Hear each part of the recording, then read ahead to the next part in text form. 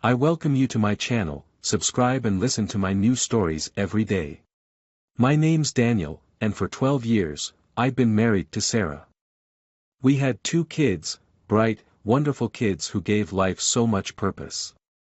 Together, Sarah and I had built something that felt like a fortress, solid, unwavering, and dependable.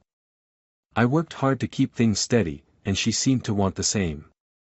We were in that comfortable stage where routines were established, anniversaries came and went with quiet dinners, and each evening we found ourselves curled up on opposite ends of the couch, exchanging stories about our day. I thought this was the life we both wanted. But cracks had started to appear, so subtle at first that I barely noticed. I'd wake up to her scrolling through her phone late at night, with that screen glow painting her face in a way that seemed distant and unreachable. When I asked, she'd just say, "It's work stuff." Her job was demanding. She managed projects for a large corporation, and though it took a toll, we'd agreed that both of our careers needed attention. We made compromises, worked late sometimes, or missed the kids' soccer practice, but we always came back together. At least, I thought we did. One Thursday evening, Sarah announced she'd been invited out by some new friends from work. I noticed she had a bit of an edge in her tone, like she was daring me to question her. Normally, she'd ask if I'd be alright handling the kids solo, maybe joke about leaving a pizza in the fridge as a peace offering. But that night, there was no joke, just a curt, "I'll be back late." "Sure, have a good time," I said, trying to keep the edge from my own voice. I wasn't the type to tell her what she could and couldn't do, and I liked to think she appreciated that. But as she walked out in heels I hadn't seen in months, a whisper of suspicion tugged at me. And there it was, the first moment I truly noticed something off. Over the next few weeks, Sarah's nights out turned from an occasional event into a regular thing. Friday drinks with her team, a Saturday work retreat in the city, a late-night dinner for a client meeting. At first, I swallowed it all. I tried to reason with myself, she's networking, expanding her role. But then came the phone calls, the ones she always stepped out to take, her voice lowering to a whisper. The ones that left her looking flushed when she returned. The final straw came on a rainy evening. She had left her phone charging on the kitchen counter while she took a shower. I was passing by when the screen lit up, displaying a message preview from a name I didn't recognize. "Can't wait to see you again, babe." My stomach lurched. I couldn't breathe as I processed the words on that small, glowing screen. In that instant, every late night, every excuse, every half-hearted "I love you" replayed in my mind, revealing something far darker than I wanted to see. I didn't want to confront her right then, not with the kids around. But I knew I couldn't just let it slide. That night, after the kids were in bed, I asked her straight out if there was someone else. She laughed it off, accused me of being insecure, of not trusting her. Her voice dripped with mockery, and she waved it away as my paranoia. I wanted to believe her, I really did. But I couldn't shake the image of that message. I started watching her more closely, noticing the new habits she developed like private texting, closed doors, and the tendency to avoid eye contact. At first, I felt ashamed of my suspicion. I told myself, "You're overreacting, Daniel." But the truth gnawed at me until it was impossible to ignore. One weekend, she mentioned visiting her sister in another city. She packed her bags, kissed the kids goodbye, and left without so much as a glance my way. I waited an hour before I checked the hotel reservation she'd booked and confirmed she was staying under her maiden name. I decided that if I was wrong, I'd apologize. But if I was right? I didn't want to finish that thought. After a few hours, I called her sister, casually asking about Sarah's plans for the weekend. Her sister seemed confused, almost amused by my question. "Sarah? She hasn't been here in months, Daniel. Why, is something wrong?" I hung up, the silence deafening. I could feel the blood rushing through my ears. There was no denying it anymore. Sarah wasn't with her sister, she was with someone else. And I'd let myself believe every lie, every carefully worded excuse she'd thrown my way. All the nights spent waiting, the kids asking why mom wasn't home yet, and the hollow reassurances I'd given them now felt like knives twisting inside me. That evening, I didn't sleep. I sat at the dining table, replaying every interaction we'd had, wondering what I'd missed. When she finally returned late Sunday night, she looked tired, not the tired of a worn-out traveler, but the satisfied exhaustion of someone who'd been somewhere they wanted to be. I held back, forcing a smile when she walked in, pretending I hadn't just discovered her betrayal. I knew I had to wait, to keep things cool. Exploding right then would get me nothing but more lies and defenses. So I waited. I spent the next few days quietly gathering evidence, combing through phone records, piecing together her little trips. She was good, I'll give her that, each lie carefully crafted, dates adjusted, locations verified with receipts. But she wasn't perfect. Eventually, it all started to form a clear picture, and the picture wasn't pretty. I filed for divorce the following month. I kept it quiet, didn't let her see it coming. When I finally broke the news, her face was a mix of shock and indignation, as though she'd never thought her actions would have consequences. She tried to backtrack, to tell me it wasn't serious, that it was just a phase. But I was done. There was nothing she could say to fix it now.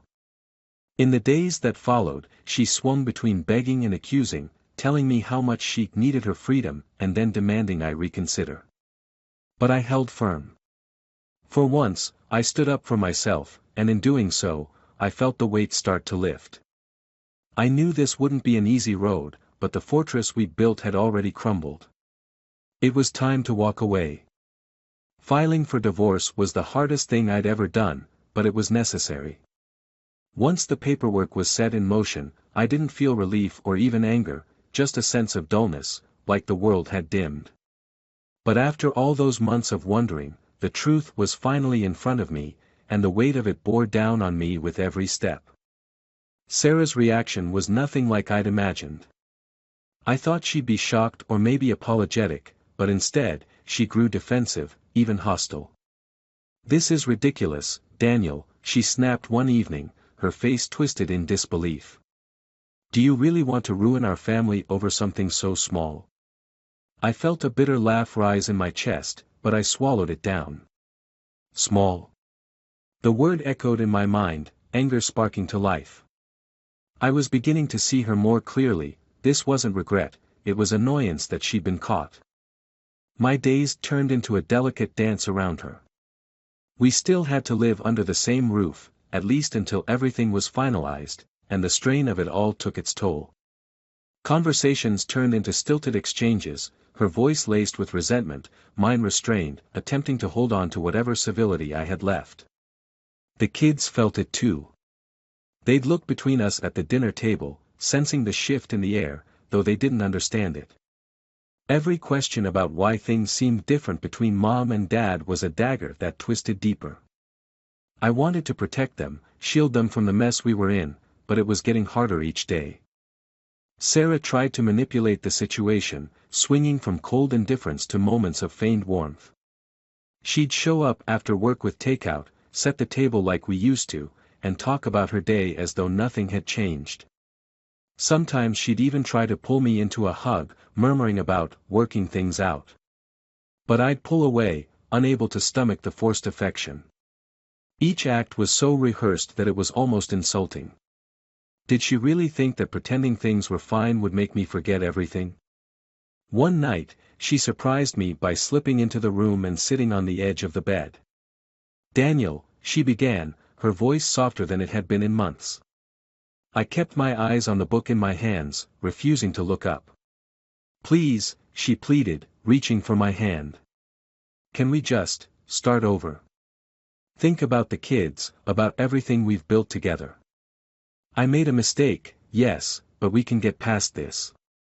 I felt my chest tighten, a spark of anger flaring again. The kids, the life we'd built, she was clinging to these words as if they were magic, as if they could erase what she'd done. "Start over?" I asked, finally meeting her gaze. I could see the desperation in her eyes, an almost frantic glint. But behind it was something else, fear. She wasn't afraid of losing me.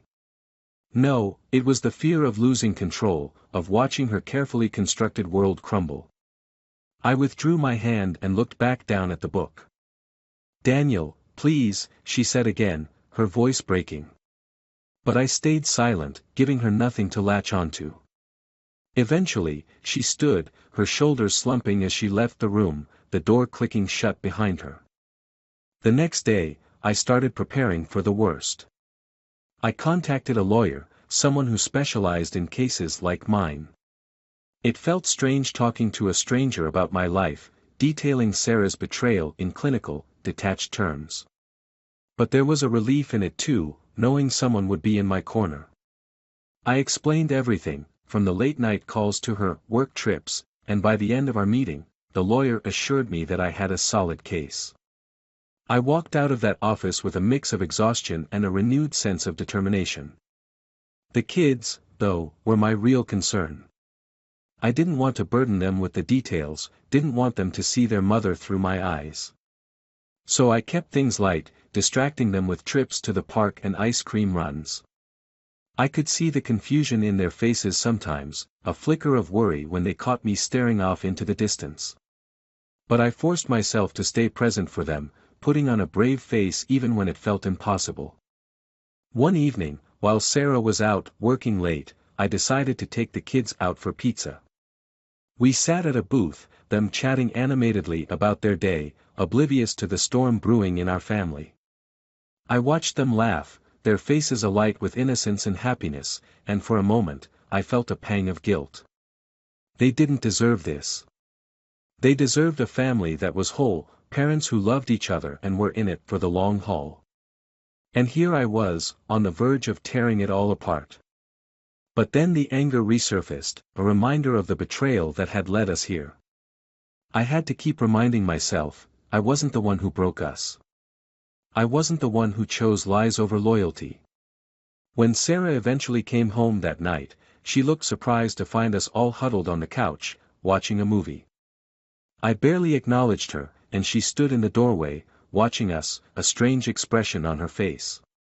She looked like an outsider, like she was seeing the family she'd abandoned. The tension between us reached a boiling point one Saturday morning. We were both in the kitchen, me making coffee, her scrolling through her phone, as usual. I could feel her eyes on me, watching, waiting for some kind of reaction, any crack in my resolve. But I kept my gaze trained on the coffee mug, not giving her the satisfaction. Finally, she broke the silence. "So this is how it's going to be?" she asked, her voice sharp. "You're just going to pretend I don't exist?" I set my mug down, feeling the irritation bubble up. "I'm not pretending," I said, my voice low but firm. "You made your choice. Now I'm making mine." She scoffed, folding her arms. "I made a mistake, Daniel." "One mistake, and you're ready to throw everything away?" "One mistake," I echoed, feeling the heat rise in my cheeks. "Sarah, this wasn't one mistake. This was months of lying, sneaking around, and treating me like a fool. You don't get to stand there and act like this is something we can just move past." Her face twisted with anger, and for a moment, I saw a flash of the person I'd fallen in love with, the person who would have fought for us. But that person was long gone, replaced by someone I barely recognized. She didn't say anything else, just grabbed her keys and stormed out, slamming the door behind her. I sat there for a while, letting the silence settle around me. The kids were at a friend's house for the day, so I was alone with my thoughts. I replayed our conversation over and over, wondering if there was anything I could have done differently. But deep down, I knew there wasn't. This was who she was now, and I had to accept it. As the days went on, the house grew colder, the distance between us widening with each passing moment. I kept to myself, focused on the kids, on keeping their lives as normal as possible. Sarah did the same, disappearing for hours at a time, only to return with a forced smile and half-hearted attempts at small talk. We were living in the same house, but we were strangers now, bound together by a shared past but separated by the choices she'd made. One night, after the kids had gone to bed, I heard her on the phone. She was in the kitchen, her voice low and hushed, but the words cut through the silence like a knife. "I can't keep doing this. He's not budging, and I don't know how much longer I can stand it." There was a pause, and then a soft, desperate laugh. "Yeah, I know. But he's got the kids, and if I lose them, I don't know what I'll do." I listened, my heart pounding, realizing just how much she was willing to risk to hold on to her double life. It was then that I made a decision. I wouldn't let her take them down with her. She could have her freedom, her mistakes, but she wouldn't drag our family through the mud to satisfy her selfish desires. The next morning, I started looking for a place to move out. It was time to separate our lives, for good. And this time, I'd make sure there was no going back. Finding a place to move out took longer than I'd expected, but it gave me time to prepare, to lay the groundwork for what would come next. Each day, Sarah grew colder, the warmth between us turning to frost. It wasn't just in her words or her distance, it was in everything, from the way she looked at me to the way she ignored the kids when she thought no one was watching. She was unraveling, and while I still felt a pang of sadness for the woman she used to be, I'd made my choice. My lawyer and I began carefully documenting everything, building a case to make sure I'd have a strong claim to custody. I gathered every piece of evidence I could, from her absences to the phone records that showed the late-night calls. It wasn't easy, the thought of fighting her in court, but I knew it was necessary. For the kids. For my own peace of mind. Then came the night she finally broke. It was a quiet evening. I was in the kitchen, working on dinner for the kids while Sarah was upstairs, likely texting or on another hushed phone call. The kids were at the table, working on homework, and I felt that brief sense of calm I had begun to cherish in those fractured moments of normalcy. Suddenly, Sarah's footsteps sounded on the stairs, faster than usual, until she was right in the kitchen doorway, her expression tense and frustrated. "Daniel," she said, her voice sharper than I'd heard it in a while. I barely looked up, stirring the pasta, but her tone was enough to make me pause. "We need to talk. Now." I replied, glancing toward the kids. Her timing was getting worse. "Yes, now." She shot a glance at the kids, her eyes narrowing. "They can wait." Reluctantly, I turned off the stove, watching the kids exchange nervous glances as I walked with her into the living room. She folded her arms tightly across her chest, her gaze flickering around the room like she couldn't bear to meet my eyes. I leaned against the arm of the couch, waiting, but she stayed silent, as if gathering the courage to speak. Finally, she said, "I don't understand what you're doing, Daniel. This whole thing is ridiculous. I made a mistake, but you're treating me like a criminal. Like I don't deserve a second chance." I took a slow breath, steadying myself. I could feel the familiar anger bubbling, the resentment that had built over weeks of lies and deceit. But I held it down, keeping my voice as calm as I could. "Sarah, we've been over this. You didn't just make a mistake. You made a series of choices that tore this family apart." She let out a bitter laugh, one that didn't reach her eyes. "And what? You're perfect. You think you've never done anything wrong." "This isn't about me," I replied, feeling the heat rise in my voice despite my efforts. "You're the one who chose to go behind my back, to make our marriage a lie." Her gaze hardened, a flash of defiance in her eyes. "You're so dramatic, Daniel. People make mistakes. They move on. Why can't you?" I felt my patience slipping, my control unraveling. The calm mask I'd worn was cracking, and I couldn't stop it. "Because I can't pretend, Sarah. I can't just move on like nothing happened. You've been lying to me, to our kids, to yourself." The room fell into a thick silence, both of us staring at each other, the anger and betrayal hanging heavy between us. Then, with a defeated sigh, she looked away, shaking her head. "So that's it, then?" she asked, her voice quieter now, almost resigned. "You're really ending this?" "Yes," I replied, the words slipping out with finality. "I am." She stared at me, her expression shifting from anger to something almost pleading. "What about the kids, Daniel? They need us. They need a family." I felt my jaw tighten, my hands clenching.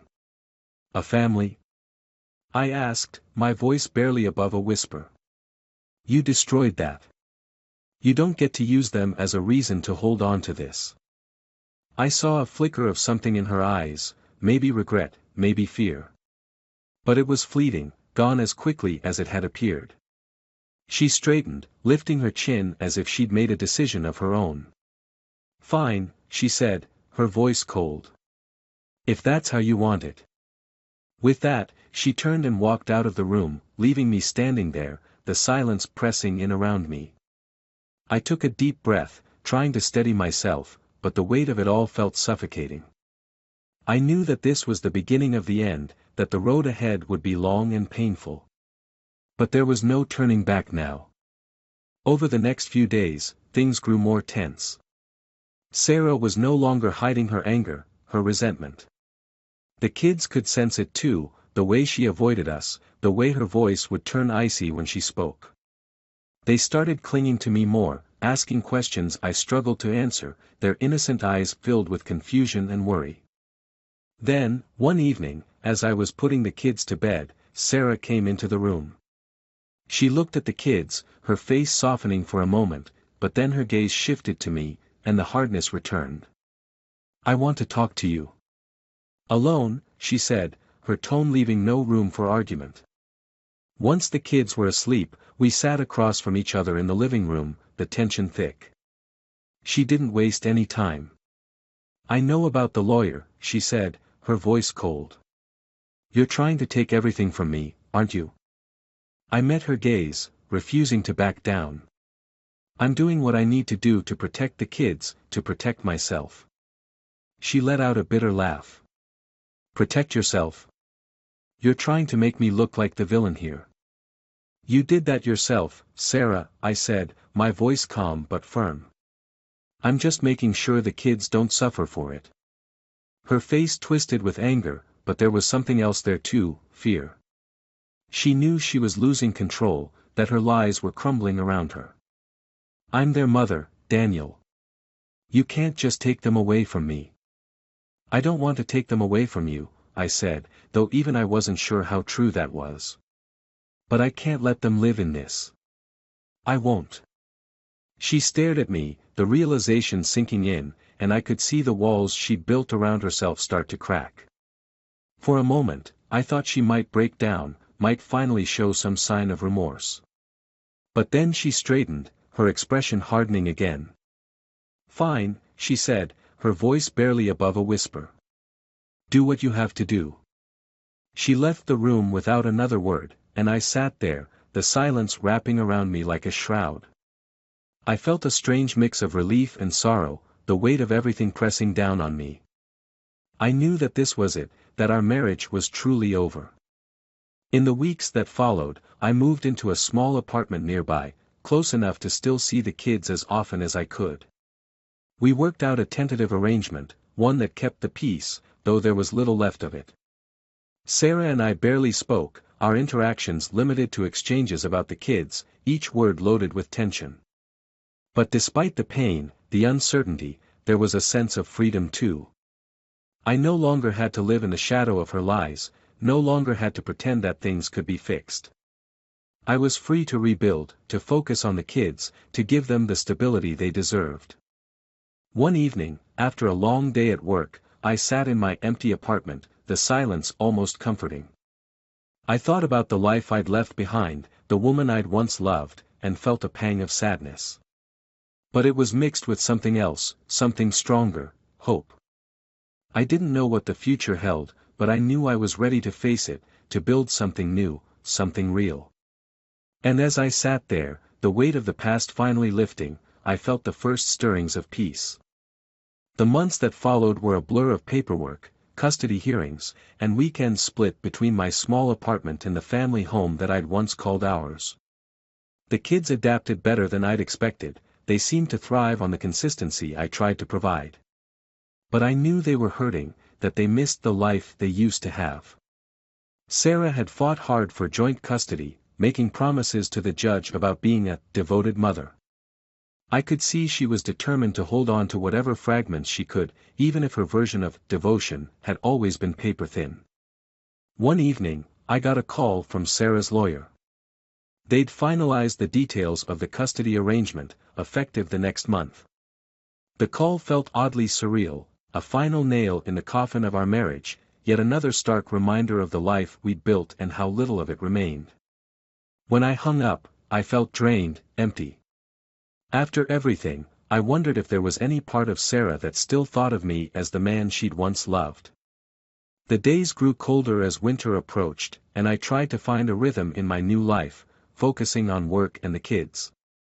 They seemed to grow more attached to me with every visit, clinging to me as if I was their only anchor in the storm. Each Sunday evening, when it was time to bring them back to Sarah's, they'd grow quiet, their small hands clinging to mine a moment longer. It was hard, each goodbye chipping away at me bit by bit. One evening, after I dropped the kids off at Sarah's, I got back to my apartment and collapsed on the couch, letting the silence fill the space. But just as I was about to unwind, my phone buzzed. It was an unknown number, and something in my gut told me to answer. I picked it up, and a woman's voice, tentative and soft, came through. "Hello. Is this Daniel?" "Yes, speaking." "This is Marie," she said, her tone uncertain. I know you don't know me, but I thought you should know. I'm Sarah's friend. We used to work together." Her words hung in the air, cold and ominous. "Why are you calling me?" I asked, my heart already racing. "I thought you should know. Sarah was taken to the hospital tonight. I don't know if you're aware, but she's been struggling a lot, even before all of this happened." She hesitated, her voice cracking. "They think she tried to take her own life." The words hit me like a hammer, sending me into a spiral of disbelief. I sat there, clutching the phone, trying to make sense of it. Sarah? The woman who'd been so defiant, so stubbornly adamant that she didn't need me, that she was fine on her own. I had known she was struggling, yes. But this? This was something I hadn't been prepared for. "Which hospital?" I asked, my voice hollow. She gave me the name, and I thanked her numbly before ending the call. I barely remember driving, my mind racing with fragments of our past, of every fight, every promise broken, every night I'd spent wondering where she was and who she was with. And yet, beneath all the anger, there was something else, a deep ache, a part of me that remembered the woman I had loved, the woman who had been my everything. When I arrived at the hospital, the halls were quiet, the fluorescent lights casting a cold glow that made everything feel surreal. A nurse led me to her room, and I stopped in the doorway, my breath catching in my throat. Sarah lay on the bed, her face pale, her eyes closed, and four hooked up to her arm. She looked fragile, a stark contrast to the strong-willed woman I'd fought tooth and nail against for months. I walked over to her bedside, not sure what I was even doing there. She opened her eyes slowly, and for a moment, we just looked at each other. There was no anger, no resentment, just silence, thick and heavy. Finally, she spoke, her voice barely a whisper. "Daniel." "Sarah," I said, the word hanging in the air between us. "What happened?" She looked away, her gaze distant. I just couldn't take it anymore," she admitted, her voice trembling. "I lost everything, and it was all my fault. I thought I could handle it. I thought I'd be fine." A tear slipped down her cheek, and she looked back at me, her eyes pleading. "But I wasn't fine, Daniel. I was empty. I didn't know what to say. The anger that had fueled me for so long seemed to vanish, replaced by a profound sadness. For a moment, I reached out, instinctively, taking her hand in mine. She squeezed it weakly, a faint, sad smile touching her lips. "I'm sorry," she whispered, her eyes closing as if the words were too heavy to bear. "I'm so sorry for everything." And in that moment, I felt something crack inside me. I realized I wasn't here to confront her or to demand explanations.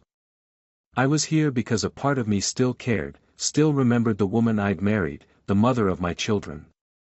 Despite everything, she was still Sarah. We stayed like that for a long time, the silence filled with unspoken words, broken promises, and a shared understanding that could never be put into words.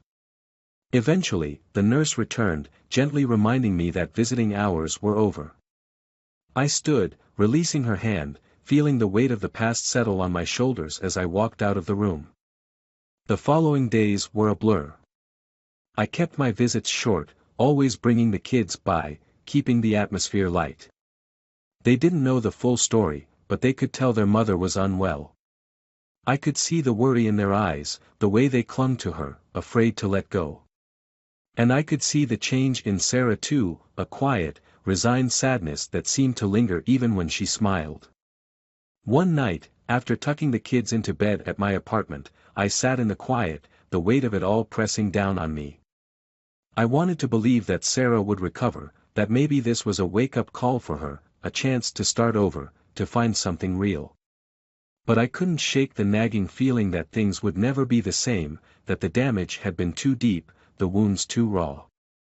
A week later, I got a call from the hospital. The voice on the other end was calm, almost detached. Sarah had been discharged. She'd insisted on going home, against the advice of her doctors. They assured me she would be all right, but there was an edge to their words, a faint undertone of doubt. That evening, I called her, offering to bring the kids by, but she declined, her voice flat and distant. "I just need some time," she said. "Some time to figure things out." The next morning, I woke to a call from Sarah's neighbor. She'd found Sarah on the floor, unconscious. The ambulance arrived too late. Sarah was gone. I sat in silence, the news sinking in, a hollow emptiness settling over me. All the anger, the resentment, the accusations, they felt meaningless now. I'd thought I could walk away, rebuild, find peace. But I hadn't accounted for this, for the finality of it, the irrevocable weight of loss. I felt my chest tighten, tears blurring my vision as the reality sank in. The weeks that followed were a blur of arrangements, condolences, and questions from the kids that I struggled to answer. They asked if Mommy was in heaven, if she'd come back someday, if she still loved them. And each time, I forced a smile, choked back the tears, and told them that, yes, their mother loved them more than anything. In the quiet moments, when the house was empty and the kids were asleep, I'd sit alone, haunted by memories, by the ghost of a life we'd once shared. The anger was gone, replaced by a sorrow so deep that it felt like it would never fade. I'd lost her in every way possible, but this was a loss beyond anything I could have prepared for. And as the days turned to months, I realized that some scars never heal, some losses never fade. In the end, we were just two broken people, bound by love, torn apart by mistakes. And now, in the silence, all I could do was remember and carry the weight of what once was.